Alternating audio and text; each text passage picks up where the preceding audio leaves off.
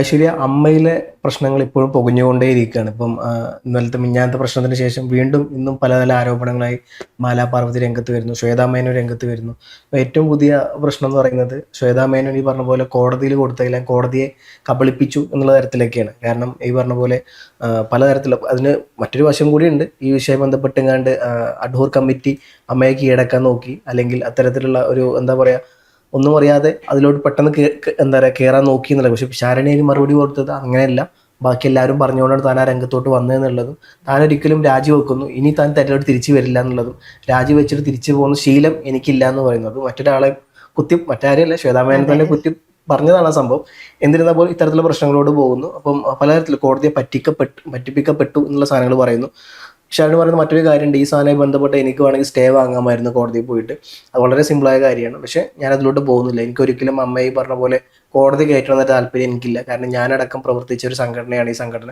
അതുകൊണ്ട് ഇന്നേ വരെ കോടതിയിൽ കയറിയിട്ടില്ല. അതുകൊണ്ട് എനിക്ക് ആ സംഘടന കോടതിയിൽ ഞാനായിട്ട് കയറ്റുന്ന എനിക്ക് ആവശ്യമില്ല എന്നുള്ള, എനിക്ക് സ്ഥാനാർത്ഥി മോഹമില്ല, അതിങ്ങനെ പോട്ടെ എന്നുള്ള കാര്യം. പക്ഷെ പല ആരോപണങ്ങൾ വരുന്നുണ്ട്, ഇത് പിന്നിൽ BJP കളിച്ചിട്ടുണ്ട് എന്നുള്ളതും, പലതരത്തിൽ BJPയുടെ PR ടീമുകൾ കളിച്ചിട്ടുണ്ട് എന്നുള്ളതും, അതിൻ്റെ ഭാഗമായിട്ടുള്ള പല പ്രശ്നങ്ങൾ നടക്കുന്നുണ്ട് എന്നുള്ളതും, കോടതിയെ പറ്റിപ്പിക്കപ്പെട്ടു എന്നുള്ള സാധനങ്ങളൊക്കെ വരുന്നുണ്ട്. ശരിക്കും എന്താണ് ഇപ്പോൾ അമ്മയിൽ നടന്നുകൊണ്ടിരിക്കുന്നത്?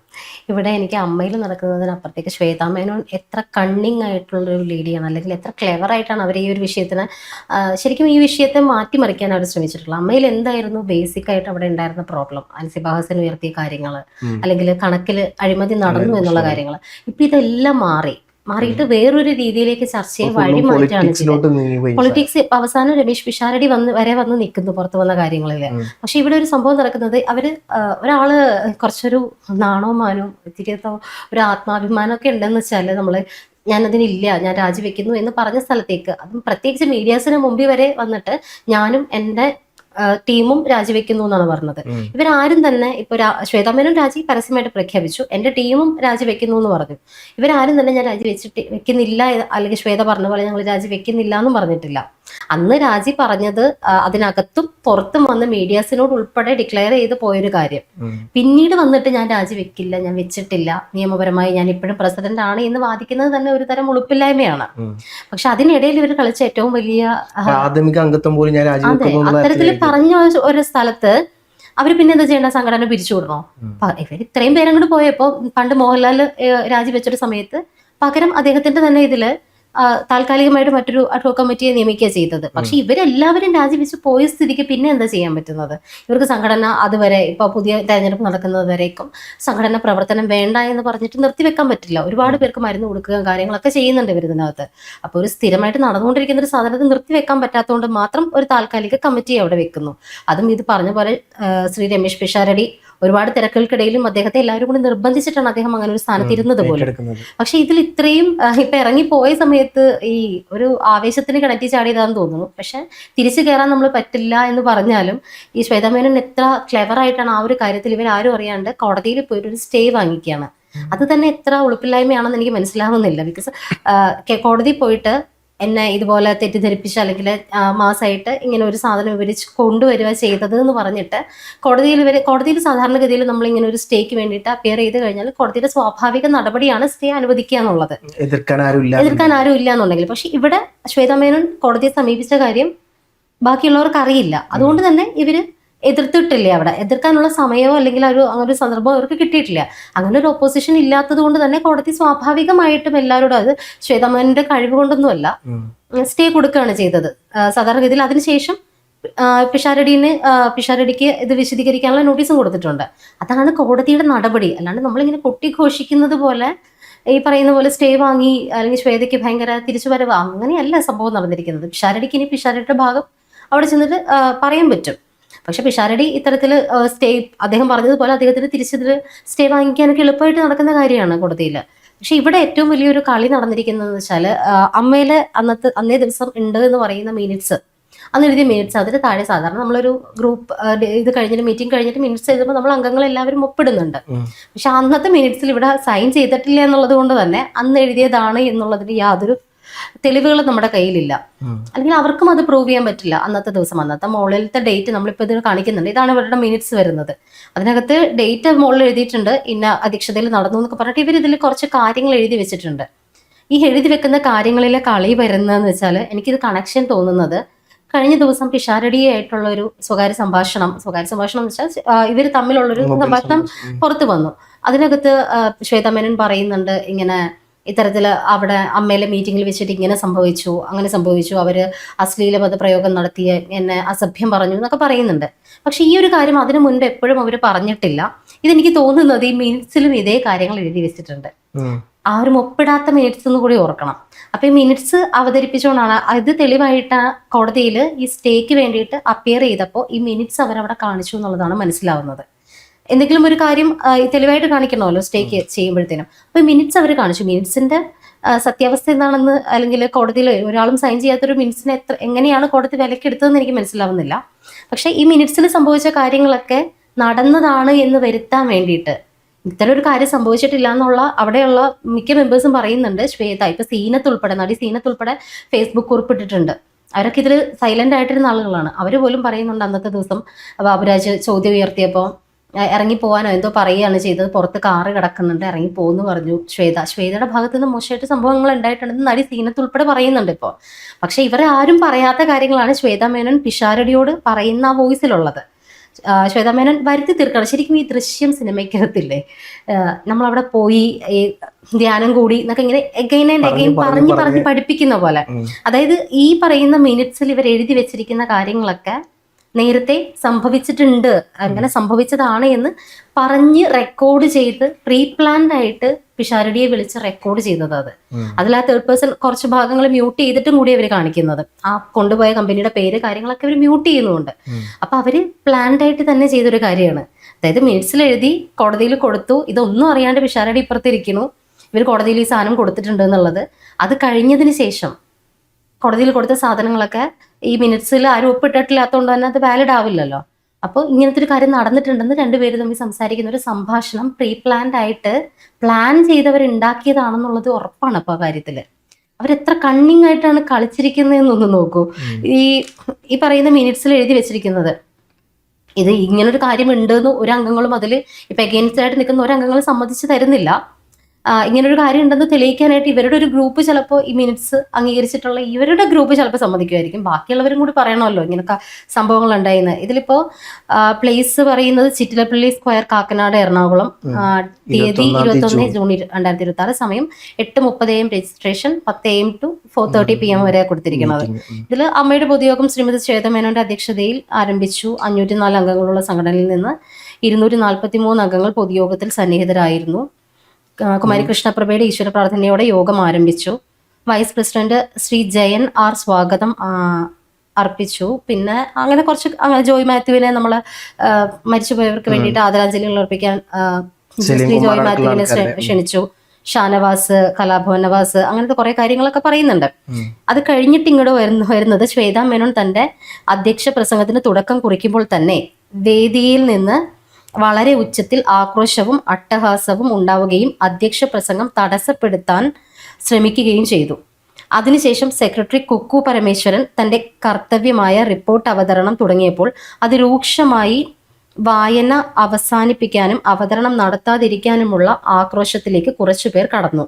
ശ്രീ സിദ്ദിഖ്, ശ്രീ സുരേഷ് കൃഷ്ണ, ശ്രീ ബാബുരാജ്, ശ്രീ നാസർ, ശ്രീ മജീദ്, ശ്രീമതി മാലാ പാർവതി, ശ്രീമതി ഉഷ ഹസീന എന്നിവരാണ് മുഖ്യമായും യോഗ നടപടികൾ തടസ്സപ്പെടുത്താൻ ശ്രമിച്ചവർ.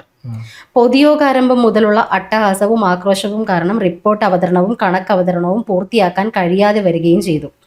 അവതരണത്തിന്റെ ആരംഭം മുതൽ തന്നെ കണക്ക് ശരിയല്ല എന്നും അതുകൊണ്ട് ഈ കമ്മിറ്റി രാജിവെച്ച് പുറത്തു പോകണം എന്നും പറഞ്ഞ ആളുകൾ സിദ്ദിഖ്, ബാബുരാജ്, സുരേഷ് കൃഷ്ണ, നാസർ, മജീദ്, മാലാ പാർവതി, ഉഷ ഹസീന എന്ന് അവിടെ ബ്രാക്കറ്റിൽ എഴുതിക്കിട്ടുണ്ട്.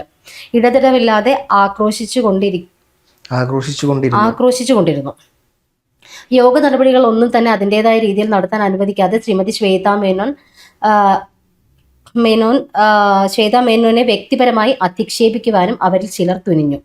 ഇതെല്ലാം കണ്ട് ശ്രീ ഗണേഷ് കുമാർ ഇടപെട്ട് ഈ കമ്മിറ്റി വളരെ നല്ല കാര്യങ്ങൾ ചെയ്തിട്ടുണ്ട് എന്നും ആദ്യമായി വന്ന സ്ത്രീകളുടെ കമ്മിറ്റിയാണ് എന്നും അവർക്ക് കുറച്ച് സമയം കൊടുത്ത് മാന്യമായ രീതിയിൽ കാര്യങ്ങൾ നടത്താൻ അനുവദിക്കണം എന്നും അഭ്യർത്ഥിച്ചു.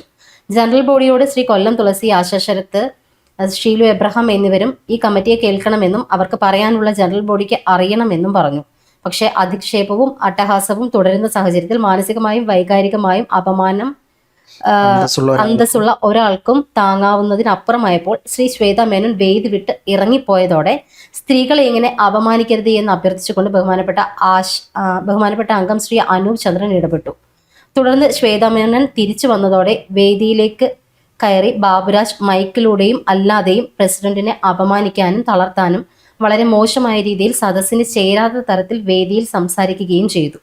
പൊതുയോഗ നടപടികളായ അമ്മയുടെ അംഗങ്ങളുടെ നിർദ്ദേശങ്ങളും പരാതികളും കേൾക്കാനുള്ള സമയമാണ് നഷ്ടപ്പെട്ടത്. കമ്മിറ്റി രാജിവെക്കുക എന്ന് അവർ നിർത്താതെ പറഞ്ഞുകൊണ്ടേയിരുന്നു. നിർത്താതെയുള്ള അസഭ്യവർഷം ഏതൊരു മനുഷ്യനും താങ്ങാവുന്നതിനും അപ്പുറമായിരുന്നതിനാൽ സമയം കടന്നതിനാലും ശ്വേതയും വേദി വിട്ട് ഇറങ്ങാനുള്ള ആക്രോശവും നടന്നുകൊണ്ടിരുന്നു. ശ്വേതയും കുക്കുവും വേദി വിട്ട് ഇറങ്ങാനുള്ള ആക്രോശവും നടന്നുകൊണ്ടിരുന്നു. ഈ സമയം ശ്രീ ജഗദീഷ് വേദിയിലേക്ക് സ്വയം കയറുകയും സ്വയം പ്രഖ്യാപിത അധ്യക്ഷനാവുകയും ചെയ്തു. തുടർന്ന് എല്ലാവരും ചായ കുടിക്കാൻ നിർദ്ദേശിച്ചു. ഭൂരിപക്ഷ അംഗങ്ങളും ചായ കുടിക്കാൻ പോയ സമയത്ത് ടി അക്രമി സംഘവുമായി കൂടിയാലോചിച്ചുകൊണ്ട് 9 പേരുടെ പേരുകൾ വായിച്ചു. അജണ്ടയിൽ ഇല്ലാത്ത തിരഞ്ഞെടുപ്പ് പ്രക്രിയ നടത്തുകയായിരുന്നു ഇവർ ചെയ്തത്. ഇവരായിരിക്കും ഇനി മുതൽ അമ്മയുടെ ഭരണസാരഥികൾ എന്ന് ഏകപക്ഷീയമായി പ്രഖ്യാപിച്ചു.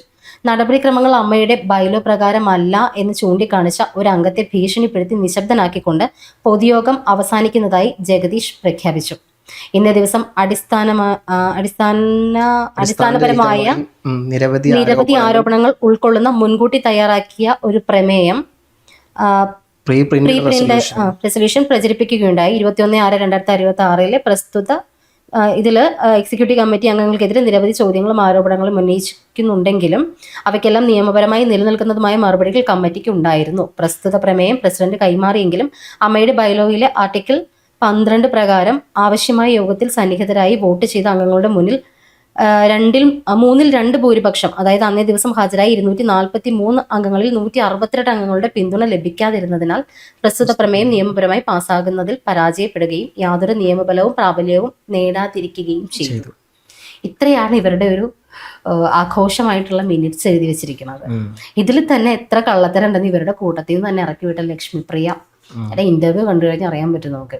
ഇപ്പോൾ ഇങ്ങനൊരു മിനിറ്റ്സ് കൊണ്ടുവന്ന് ഇത് നോക്കിയാൽ അറിയാം, നമ്മൾ ആരും തന്നെ സൈൻ ചെയ്തിട്ടില്ല. ഇത്തരത്തിലൊരു കാര്യം എഴുതിയ ആള് ഇവരുടെ ആൾക്കാർക്കല്ലാണ്ട് ഇതാരെങ്കിലും ഇങ്ങനെ നടന്നു എന്നുള്ളതിന് എല്ലാ അംഗങ്ങളും ഒപ്പിടണമല്ലോ. അങ്ങനെ ഒരു ഒപ്പുശേഖരണ കാര്യങ്ങളൊന്നും ഉണ്ടായിട്ടില്ല. അപ്പൊ ഏകപക്ഷീയമായിട്ട് എഴുതിയ ഒരു മിനിറ്റ്സ് ആണിത്. ഇത്തരത്തിലുള്ള സംഭവങ്ങൾ അവിടെ ഉണ്ടായിട്ടില്ല എന്ന് മാലാപാർവതി അടക്കമുള്ളവർ പറയുന്നുണ്ട്. ഇതൊന്നും അല്ല അവിടെ എക്സാക്ട്ലി നടന്ന സംഭവം. അങ്ങനെ നടക്കാത്തൊരു സംഭവത്തിന്റെ ഒരു കള്ള മിനിറ്റ്സ് എഴുതി കോടതിയിൽ ഹാജരാക്കി കോടതിയെ തെറ്റിദ്ധരിപ്പിച്ചുകൊണ്ട്, ഇപ്പൊ കോടതി ബഹുമാനപ്പെട്ട നീതിപീഠത്തെ തെറ്റിദ്ധരിപ്പിക്കാൻ പറ്റുന്നല്ല പറയുന്നത്, പക്ഷെ ഇത്തരത്തിലൊരു കാര്യം ഹാജരാക്കുമ്പോൾ ഇതിന്റെ വാലിഡിറ്റി ബാക്കി കാര്യങ്ങൾ നോക്കാനും ആളുകളെ വിളിക്കാനും ഒന്നും അല്ല കോടതി ആ സമയത്ത് ശ്രമിക്കുന്നത്. അത് നിയമപരമായിട്ടുള്ള ഒരു പ്രോസസ്സ് അങ്ങനെയാണ്. കോടതിക്ക് ഇങ്ങനെ ഒരു കാര്യം കിട്ടിക്കഴിയുമ്പോൾ സ്റ്റേ വേണം എന്നാവശ്യപ്പെടുമ്പോൾ സ്റ്റേ കൊടുക്കുക എന്നുള്ളതാണ്. അതിനപ്പുറത്തേക്ക് അന്വേഷണം പോകുന്നത്, നോട്ടീസ് കൊടുത്ത് പിഷാരടിയെ കേൾക്കുന്നത് വരേക്കും സ്റ്റേ ഉണ്ട്. താൽക്കാലിക സ്റ്റേ അങ്ങനെയാണ് കൊടുക്കുന്നത്. അല്ലാതെ ഇത് നിർബന്ധമായിട്ട് ഇങ്ങനെ പറ്റില്ല എന്നുള്ള രീതിയിലൊന്നുമല്ല. പക്ഷെ ഇത്തരത്തിലൊരു കാര്യം അവരോട് കോടതിയിൽ ഹാജരാക്കിയിട്ടുണ്ടെങ്കിൽ ഇതൊരു വ്യാജരേഖയാണ്. ക്ലിയർ കട്ടായിട്ടും ഇതിൽ സൈൻ ഇല്ല, ഇവിടുത്തെ ഈ ആളുകളെല്ലാം ഇങ്ങനൊരു കാര്യം നടന്നിട്ടില്ല എന്ന് പറയുകയാണെന്നുണ്ടെങ്കിൽ ഇത് ഉറപ്പായിട്ടും ഇതൊരു വ്യാജരേഖയാണ്. അപ്പൊ കോടതിയിൽ ഇവർ ഹാജരാക്കിയത് എന്താണ്? വ്യാജരേഖ ഹാജരാക്കി ബഹുമാനപ്പെട്ട നീതിപീഠത്തെ കബളിപ്പിക്കാൻ ശ്രമിക്കുക കൂടിയല്ല അവിടെ ചെയ്തിട്ടുള്ളത്. അത് എങ്ങനെയാണ് ന്യായീകരിക്കാൻ പറ്റുന്നൊരു തെറ്റായിട്ട് വരുന്നത്? ഇതിൽ പ്രത്യക്ഷത്തിൽ തന്നെ കാണുമ്പോൾ നമുക്ക് മനസ്സിലാകും, ക്ലിയർ കട്ടായിട്ട് കോടതിയെ ഈ പറഞ്ഞ പോലെ തെറ്റിദ്ധരിച്ചുകൊണ്ട് പിഷാരടിക്കെതിരെ സാധനം വാങ്ങി എന്നുള്ളതും ആ മൊത്തം തെറ്റും പിഷാരണിക്കെതിരെ ചുമത്തുന്ന രീതിയിലാണ് ഇപ്പോൾ പോയുള്ളത്. അപ്പോൾ ഇതിൽ രാഷ്ട്രീയ മാനം കൂടി വരുമ്പോൾ ഈ പറഞ്ഞ പോലെ പിഷാരണി നിലവിലൊരു MLA കൂടിയാണ്. അപ്പം ഇത്തരത്തിൽ ഈ സാധനം ഇതേവരെ ഉണ്ടായിരുന്ന മൊത്തം ഇമേജിൽ നിന്നും എൻറ്റയർലി പൊളിറ്റിക്സിലോട്ട് മാറ്റുന്ന ഒരു പ്രക്രിയയും അത് മുഖാന്തരം പിഷാരണിയെ ടാർഗറ്റ് ചെയ്തുകൊണ്ട് മാത്രം ഈ സാധനം മാറ്റുകയും ചെയ്തതോടുകൂടി ഇത്രയും ഉണ്ടായിരുന്ന ഒരു ആരോപണം, ഇതുവരെ ഉണ്ടായിരുന്ന സ്ത്രീപക്ഷ പ്രശ്നങ്ങളുടെ ആരോപണം, മറ്റ് എന്താ പറയുക അഴിമതി നടന്നു എന്നുള്ളത്, അല്ലെങ്കിൽ കൃത്യമായ കണക്ക് വെച്ചിട്ടില്ല എന്നുള്ളത്, കണക്കിലെ പൊരുത്തക്കേട്, പലതരത്തിലുള്ള ആരോപണങ്ങളുണ്ട്. അതെല്ലാം മാറുന്നുകൊണ്ട് ഇപ്പോൾ ഇത് പ്യൂർലി പൊളിറ്റിക്സിലോട്ട് BJP വാസ് കോൺഗ്രസ് എന്നുള്ള രീതിയിലോട്ട് ഇത് മാറ്റാൻ ഒരു പരിധി വരെ ശ്വേതാ മേനോന് കഴിഞ്ഞു എന്നുള്ളത് കൂടി ഉണ്ട് അവിടെ. ഉറപ്പായിട്ടും ഇതിപ്പോ ഇപ്പൊ ഇതിൽ പറഞ്ഞിരിക്കുന്ന ഈ മിനിറ്റ്സിൽ എഴുതിയിരിക്കുന്ന കാര്യങ്ങൾ വ്യാജമാണെന്ന് ഇപ്പൊ ബാക്കിയുള്ള അംഗങ്ങൾക്ക് അറിയാം. അതല്ലാണ്ട് തന്നെ ഇതിൽ എഴുതിയിരിക്കുന്നത് വ്യാജമാണെന്ന് ഇവരുടെ കൂട്ടത്തിലുള്ള ലക്ഷ്മിപ്രിയയുടെ ഇന്റർവ്യൂവിന്റെ കാര്യം ഞാൻ പറഞ്ഞില്ലേ. ഇപ്പൊ ഇവര് തന്നെ പറയുന്നുണ്ട്, ആ സമയത്ത് ഈ പ്രശ്നം വഷളായപ്പോ ഞങ്ങളെ ഇടപെട്ട് VVIP റൂമിൽ കൊണ്ട് ഇരുത്തുകയാണ് ചെയ്തതെന്ന്. പക്ഷെ ഇവർ പറയുന്നു ഞങ്ങൾ ചായ കുടിക്കാൻ പോയ സമയത്ത് ഇവർ പുതിയ അംഗങ്ങളുടെ സ്വന്തമായിട്ട് എടുക്കുകയാണ് ചെയ്തത്. ലക്ഷ്മിപ്രിയയുടെ ഇന്റർവ്യൂസ് എന്തിനാണ് ഇവർ കൊടുപ്പിച്ചത്? അതിനകത്ത് തന്നെ ഉണ്ട് ഈ പറയുന്നതിലെ പൊരുത്തക്കേടുകൾ, ഈ മിനിറ്റ്സിലെ പൊരുത്തക്കേടുകൾ തന്നെ ഇന്റർവ്യൂസ് മൊത്തം കണ്ടവർക്ക് അറിയാൻ പറ്റും. അതൊന്നും മര്യാദക്കെടുത്ത് വായിച്ചു നോക്കിയാൽ, കണ്ടു നോക്കിയാൽ അറിയാം ഇതിൽ എഴുതി വെച്ചിരിക്കുന്ന പല കാര്യങ്ങളും പരസ്പര വിരുദ്ധമാണെന്നുള്ളത്. അപ്പൊ ഇത്തരത്തിലൊരു മിനിറ്റ്സ് അവരവിടെ ഹാജരാക്കിയിട്ടുണ്ടെങ്കിൽ അത് പൊറുക്കാൻ അല്ലെങ്കിൽ നിയമപരമായിട്ട് വളരെ വലിയൊരു തെറ്റാണ് വ്യാജരേഖ ചുമക്കുക എന്ന് പറയുന്നത്. അപ്പൊ ഇത്തരത്തിലൊരു കാര്യം ആരുടെയും സൈൻ ഇല്ല എന്നുള്ളത് കൊണ്ട് തന്നെ ഉറപ്പായിട്ടും ഇത് വാലിഡ് അല്ലാത്തൊരു സാധനമാണ്. പക്ഷെ ഇങ്ങനൊരു സാധനം കോടതിയിൽ എത്തിയിട്ടുണ്ടെങ്കിൽ, അതിന്റെ കാര്യത്തിൽ നമുക്ക് ഉറപ്പില്ല, പക്ഷെ കോടതിയിൽ ഇത് എത്തിയിട്ടുണ്ടെങ്കിൽ ഉറപ്പായിട്ടും ബഹുമാനപ്പെട്ട നീതിപീഠത്തെ കബളിപ്പിക്കാൻ ശ്രമിക്കുന്നതിന് തുല്യമാണ് അക്കാര്യം. അപ്പൊ അത്തരത്തിൽ വാങ്ങിയൊരു സ്റ്റേക്ക് എത്രത്തോളം ഇപ്പൊ ആ സ്റ്റേ കൊണ്ട് വലിയ എന്തെങ്കിലും മലമറിക്കാൻ പറ്റും എന്നുള്ളതല്ല. പിഷാരടി ഒന്ന് തുനിഞ്ഞിറങ്ങിയ പിഷാരടി മാത്രമല്ല, പിഷാരടിനെ മാത്രമാണ് ഇപ്പൊ അവർ എയിം ചെയ്തത്. സെൻട്രൽ ബോഡിയിൽ ബാക്കി അംഗങ്ങളുണ്ട്, അവർക്ക് റൺ ചെയ്യാവുന്നതേ ഉള്ളൂ കാര്യങ്ങൾ. പിന്നെ അവരൊക്കെ ഈ അമ്മയെ കോടതി കയറ്റണ്ട എന്നുള്ള ഒരു അമ്മയോടുള്ള ആ സംഘടനയോടുള്ള ഒരു സ്നേഹവും ബഹുമാനവും കൊണ്ട് നിൽക്കുന്നവരാണ്. അത്തരത്തിലുള്ളവരൊരിക്കലും ഇങ്ങനത്തെ ഇത്രയും തരംതാണ കളികളിലേക്ക് പോവില്ല. പക്ഷേ ശ്വേതാ മേനോൻ സ്റ്റേ ഒപ്പിച്ചെടുത്തത് എങ്ങനെയാണെന്നുള്ളത് ഇവിടെ ക്ലിയർ കട്ടായിട്ട് മനസ്സിലാവുന്നുണ്ട്.